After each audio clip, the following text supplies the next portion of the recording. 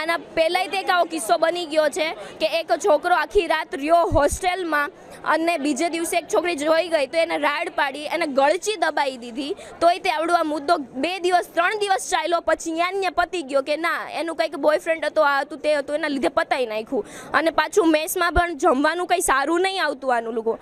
મારી પાસે એમના વિડીયો પણ છે, એમના ઈયળ નીકળે છે, દેડકા નીકળે છે, તોય બધાને જમવાનું ત્યાં જ તે કેવી કે આમાં નીકળ્યું છે તો એમ કે નાખી દો, વાંધો નહીં, બીજું લઈ લો, બીજું ખાઈ લો.